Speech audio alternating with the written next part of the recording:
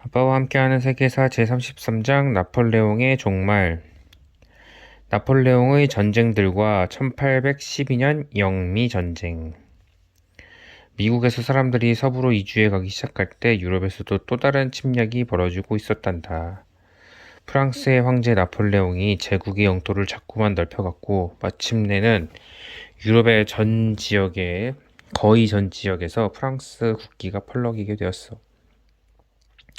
나폴레옹이 트라팔가르 해전에서 크게 패한 후 영국은 오스트리아와 러시아를 끌어들여서 나폴레옹을 아주 끝장내려고 했어. 두 나라가 영국과 힘을 합쳤어. 그러나 나폴레옹은 트라팔가에서의 패배를 보기 좋게 수록했단다. 그의 군대가 러시아와 오스트리아 연합군을 아주 박살을 냈거든. 오스트리아는 다시 한번 이탈리아를 포기할 수밖에 없었어. 나폴레옹은 나폴리시를 그의 형 조제프 보나파르트에게 맡겨서 다스리게 했어. 프로이센 군도 나폴레옹을 공격했으나 패배했고 한 번 물러갔던 러시아군이 다시 공격했지만 또 지고 말았단다. 러시아의 황제 알렉산드로 1세는 에카테리나 대제의 손자였어. 그러나 그는 에키테리나의 강인한 의지를 물려받지는 못했나 봐. 그는 나폴레옹과 싸우는데 그만 지쳐버렸어. 그래서 그는 폴란드 땅의 일부를 나폴레옹에게 넘겨준다고 약속하고 평화 조약을 맺었어. 이제 나폴레옹은 유럽을 그의 손아귀에 집어넣었어. 그러나 영국만은 어쩌지를 못했단다. 끈질기게 괴롭히는 영국을 도대체 어찌하면 좋을까? 나폴레옹은 바다를 건너서 영국으로 쳐들어가는 것은 어리석은 짓이라는 것을 잘 알고 있었어. 그래서 그는 영국을 굶겨 죽이겠다고 작정했어. 그는 영국의 선박들은 유럽의 어느 항구에도 들어올 수 없다고 선언했어. 나폴레옹은 유럽의 어느 나라도 영국의 상품을 수입할 수 없으며 음식으로 물건을 싣고 영국으로 가려는 배들은 어떤 나라든지 바다에서 납포될 것이고 그 선장은 프랑스에 대한 반역죄로 처형당할 것이라고 호령했단다. 그런데 프랑스 반도 해안에 자리를 잡은 작은 나라 포르투갈은 그 말을 듣지 않았어. 포르투갈은 영국과의 무역을 통해서 엄청나게 많은 돈을 버는 나라였단다. 영국 사람들이 굶어 죽는다면 포르투갈 사람들도 굶어 죽을 게 뻔했지.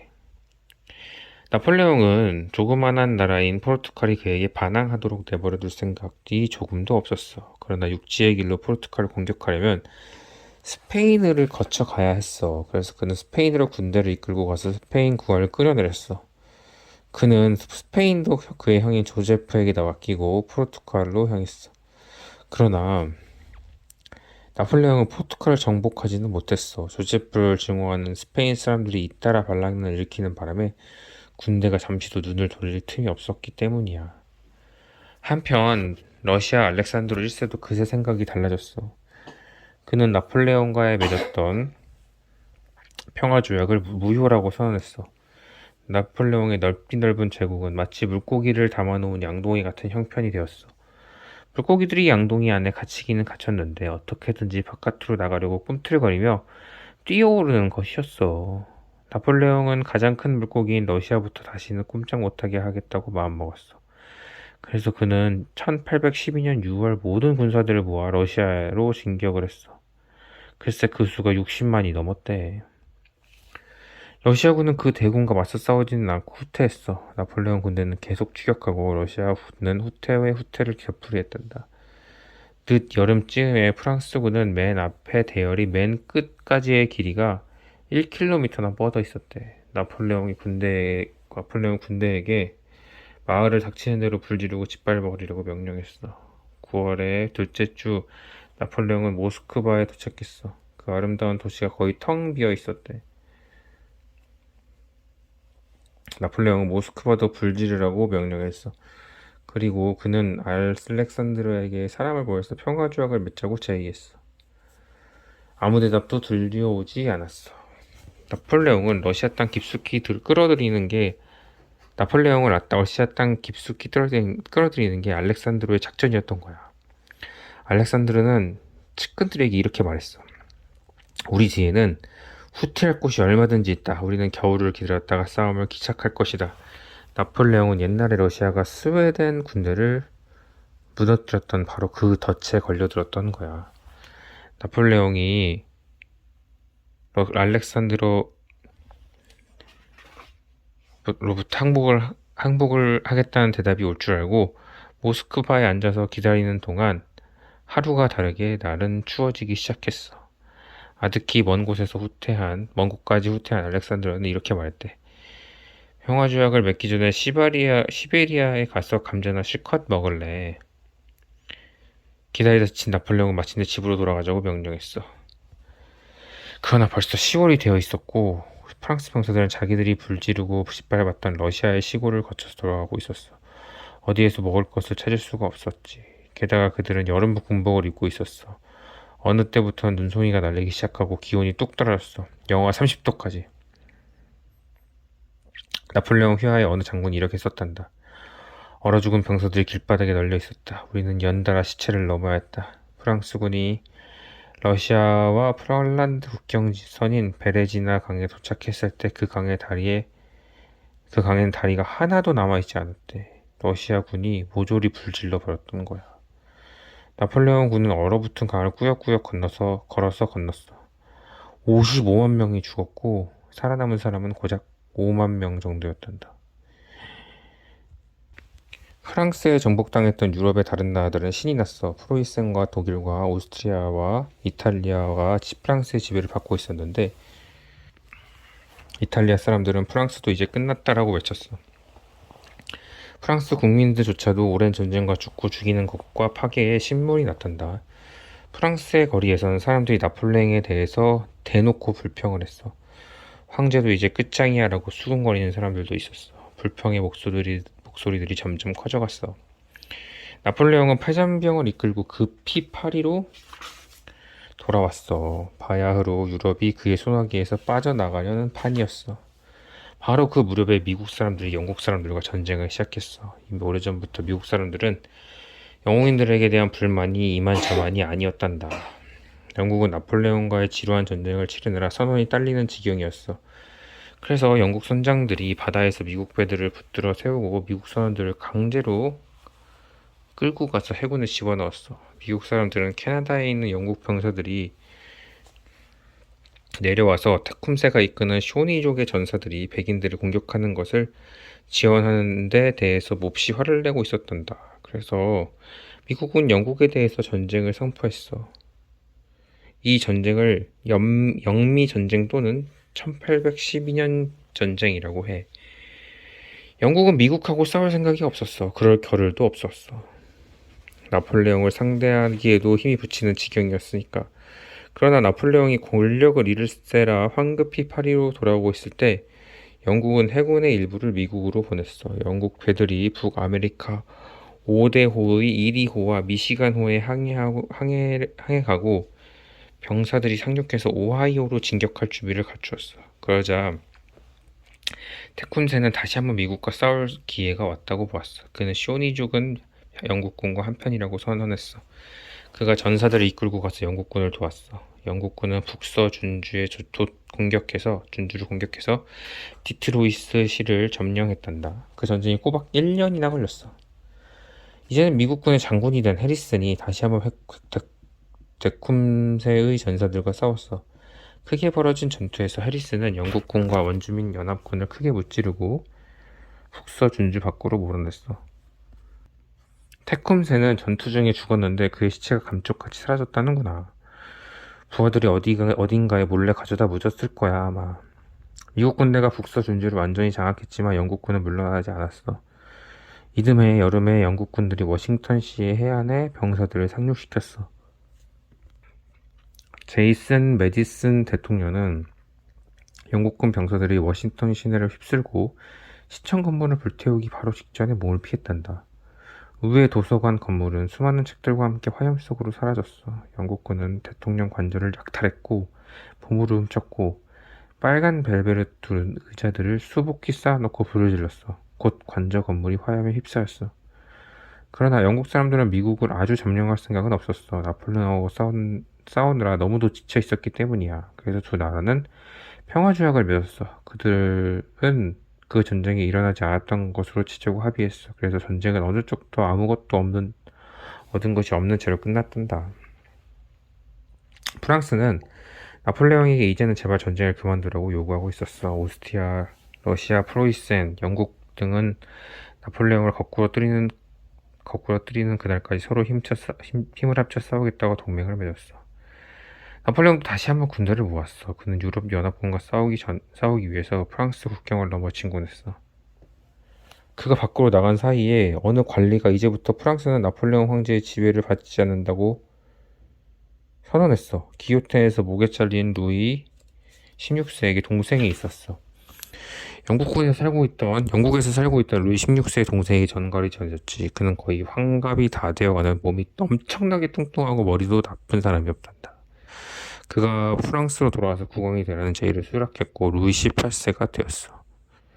거대한 군대와 맞선 상태에서 국가의 지지마저 잃어버린 나폴레옹은 패배를 인정하지 않을 수가 없었어. 영국과 러시아와 오스트리아와 프로이센 연합군의 대표들이 모여서 회의를 한 끝에 나폴레옹은 지중해의 작은 섬에 유배시키기로 결정했어. 엘바라는 이름의 바이투성이 섬이었어. 영국군의 대표들은 나폴레옹에게 그렇게도 황제 행세를 하고 싶거든 그 섬에 가서 하라고 말했대. 병사 몇백 명을 딸려 보낼 테니까 군대를 만들고 싶거든 그렇게 하라고도 했대. 나폴레옹은 이제 폭이 약 11km밖에 안 되는 작은 섬에서 정어리잡이 배들이 떠다니는 풍경을 보며 올리브 열매가 자라는 과수원이나 거닐면서 남은 인생을 살아야 하는 신세가 되었단다. 나폴레옹의 운명을 바꾼 워털루 전투. 유럽의 괴물 나폴레옹이 작은 섬에 갇혀서 시간을 보내고 있었어. 실은 그는 인구가 얼마 되지 않은 엘바 섬의 통치자로 임명받았던 셈이고 그 섬에서 나름대로 정부를 만들어 보라고 몇몇 관리들을 배정받았어. 거기에는 작은 궁궐이 있어서 그의 어머니와 누이가 거기에 와서 같이 살았단다. 프랑스 정부는 또 그가 섬의 살림을 꾸려갈 수 있도록 해마다 돈을 보내주겠다고 약속했어. 나폴레옹은 그 작은 섬을 바쁘게 돌아다니고 작은 궁전에 꽃밭을 가꾸고 방을 더 늘렸어. 곳곳이 도로를 보수하고 다리를 놓고 가을에는 들에서 곡식을 더 많이 거두어 들이려고 애쓰면서 나날을 보냈어. 그러나 한때 프랑스를 지배했던 그 사나이는 그 삶이 지겨워졌어. 그는 몹시 화가 났어. 모욕을 당할 때도 너무 많았어. 여름을 쩌렁쩌렁 올렸던 나폴레옹이 감옥 생활을 어떻게 하고 있는지 보려고 관광객들이 엘바섬으로 왔던 거야. 또 날이 갈수록 그는 가난해졌어. 프랑스가 해마다 보내주겠다고 약속했던 그 돈을 한 푼도 보내지 않았어. 한편 프랑스에서는 루이 18세가 국민들의 인기를 잃어가고 있었어. 그는 국민들이 과거에 부르본 왕조의 국왕들을 섬겼던 것과 똑같은 존경심으로 자기를 받아들이게 하고야 말겠다는 마음을 단단히 먹었던 것 같아. 혁명 같은 것은 아예 있지도 않았던 것처럼 생각하고 만들려고 했던 거야.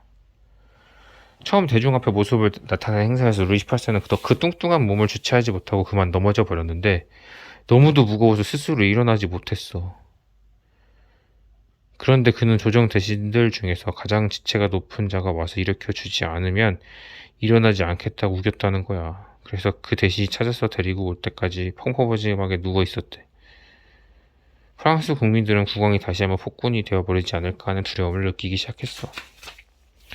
나폴레옹은 멀리서 그러한 광경을 지켜보고 있었어. 그는 프랑스에 아직 남아있는 예부하들에게 편지를 보냈어. 그 중에서 여럿이 답장을 보냈는데 나폴레옹이 다시 돌아와서 부르몬 왕조의 국왕을 내쫓아야 한다는 내용이었어. 나폴레옹 유럽의 지도자들이 그를 더 먼 곳으로 대서양에 떠있는 어느 섬으로 보내려고 이야기를 주고받고 있다는 사실을 알게 되었어. 그렇게 된다면 그야말로 죽을 날만을 기다려야 하는 신세가 되어버리는 거야. 2월의 어느 날 나폴레옹은 엘바섬의 항구에서 병사들과 금과 총기와 탄약을 배에 실었어. 그리고 그는 어머니에게 다시 한번 싸우러 돌아간다며 작별 인사를 했어. 어머니는 이렇게 말했단다. 잘서 생각했다. 가서 칼을 들고 싸우다가 죽는 한이 있더라도 여기서 죄수 노릇이나 하고 있는 것보다 낫겠지. 나폴레옹은 지금 무슨 일이 일어나고 있는지를 유럽 사람들이 알아차리기 전에 출발했어. 그는 칸에 상륙했어. 그리고 이렇게 선언했단다. 나는 엘바의 황제다. 지금 600명의 군대를 이끌고 국왕과 그의 60만 군대와 싸우러 왔다. 반드시 내가 이길 것이다. 나폴레옹은 파리를 향해 진군했어. 절대 군주 시절을 기억하고 있던 촌배들이 쏟아져 나와서 그를 환영했어. 가장 가까이 있던 프랑스군의 한 사단이 그를 체포하러 왔어. 군대가 다가오는 것을 보고 나폴레옹은 그의 병사들에게 프랑스 국가를 부르게 했어. 그리고 그는 외투짝을 확 벌려서 펼치며 앞으로 다 걸어갔어. 그는 소리쳤어. 나는 너희들의 황제나 나를 알아보지 못하는가? 너희들 중에서 어느 누구라도 너희의 황제를 죽이고 싶은 자가 있거든 당장 나와라. 너희의 지도자들 중에서 45명이 나를 다시 불렀다. 유럽의 새 나라가 나의 귀환을 지지하고 있다. 병사들이 무기를 내렸어. 박수치는 병사들이 덜어 있었어. 그리고 이내 전 부대가 외쳤어. 황제 폐하 만세. 이 무시무시한 소식을 들은 루이 8세는 군대에서 최고로 높은 장군을 보내서 나폴레옹을 막으려 했어. 그러나 나폴레옹과 맞닥뜨린 그 장군은 한때 자기가 황제로 섬겼던 사나이를 체포할 엄두가 나지 않았어. 나폴레옹이 바로 곁에서 수많은 전투를 함께 치렀던 장본인이었거든. 그는 조금 고민하는 척하다가 금방 나폴레옹 쪽으로 넘어가 버렸어. 루이 18세는 파리를 버리고 도망쳤어. 프랑스 땅에 상륙한 지 3주일 만에 나폴레옹은 파리를 도착해서 잃었던 왕자를 다시 앉았어. 그때까지 단 한 발의 총알도 발사되지 않았어. 나폴레옹은 이렇게 선언했어. 나는 혁명의 정신으로 다시 돌아왔다. 나는 프랑스 국민을 성직자들과 귀족들을 탄압해서 해방시키려고 돌아왔다. 어디서 많이 들어본 말이지? 나폴레옹은 이 말을 이미 과거에 2번이나 했거든. 한 번은 이탈리아에 쳐들어갔을 때, 또 한 번 이집트에 쳐들어갔을 때 그는 그 말을 했어.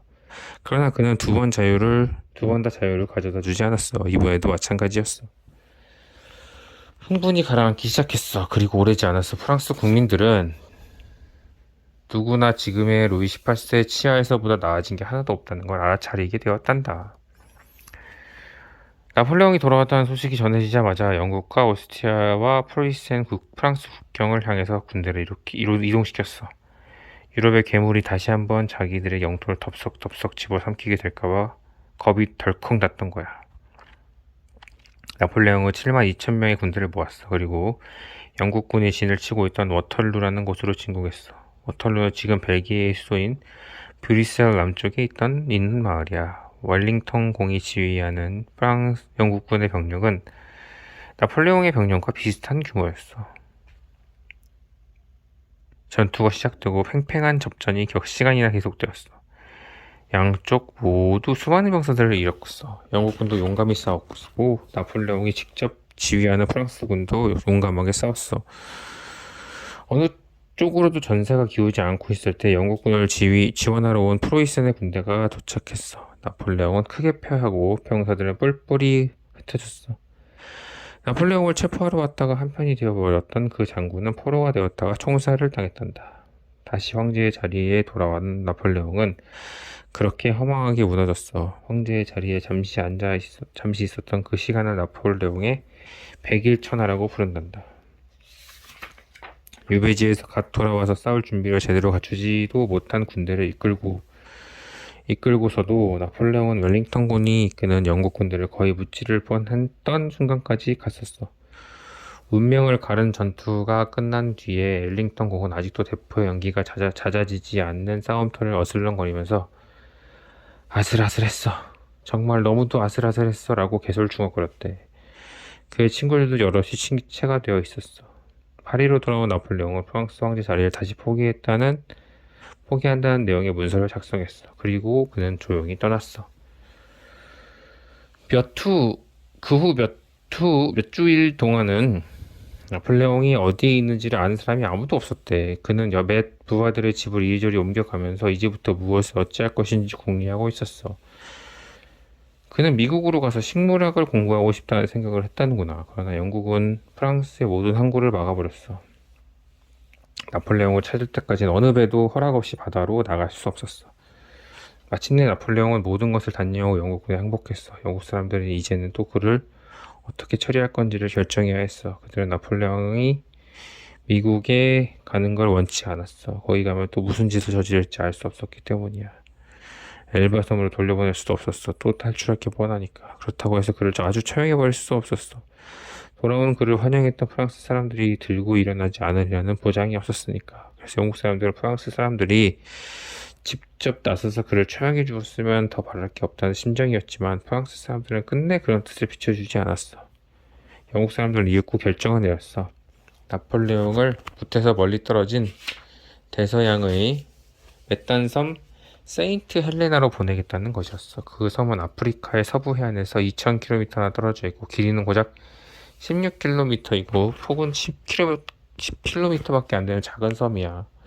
엘바 섬보다도 훨씬 작고 쓸쓸한 곳이란다. 10월의 어느 날 나폴레옹은 뉴비지에 도착했어. 그 작은 섬에서조차도 그는 영국군의 장교의 감시를 받지 않고서는 아무데도 갈 수가 없었어. 그래서 그는 늘 서재에 틀어박혀 지냈대. 그는 자기가 살아온 자치에 관한 책을 쓰고 프랑스어와 영어로 쓰인 책들을 읽고 카드를 치고 이따금 작은 파티를 열었대. 유럽에서 아득히 먼 그곳까지 관광객들이 왔어. 물론 한때 황제였던 사나이가 그 외딴 섬에서 어떻게 지내는지가 몹시 궁금했던 사람들이었겠지. 세컬이라는 이름의 영국 작가도 그 섬에서 나폴레옹을 본 적이 있었대. 5살이었을 때 부모를 따라 여행을 하고 있었는데 그들이 탄 배가 마침 세인트 헬레나 섬을 들렀다는 거야. 그의 유머가 어느 집에 정원을 거닐고 있던 웬 남자를 가리키며 귀에 대고 소곤소곤 말했어. 저 사람이 나폴레옹이에요. 저 사람은 날마다 양을 3마리나 먹는데요. 도련님 같은 어린이는 눈에 띄기만 하면 냉큼 잡아먹는데요.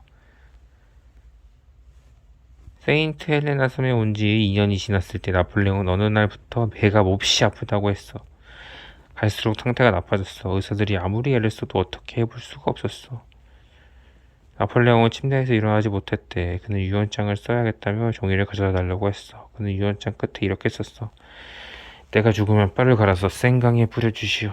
내가 사랑했던 우리 프랑스 국민들의 품에 안기게 해주시오. 그는 또 이렇게 썼대. 나는 하늘이 내려주신 천명을 다하고 죽는 것이 아니다. 나는 영국군들의 손에 죽는다. 그들이 보낸 암살자들이 나를 서서히 죽음으로 몰고 온 것이다. 나폴레옹은 그동안 누군가가 그의 음식에 독을 넣어 왔던 게 틀림없다고 생각했던가 봐.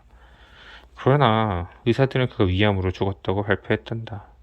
유언장을 쓰고 나서 몇 시간 후에 나폴레옹은 눈을 감았어. 나폴레옹은 그 섬에 묻혔는데 묘비에는 그의 이름이 새겨지지 않았단다. 그의 묘비에는 여기에 눕다라고만 써있어. 나폴레옹이라는 그 이름이 너무도 무서워서 누구도 다시는 입 밖에 내지 못하게 하려고 그랬던 건 아닐까? 끝.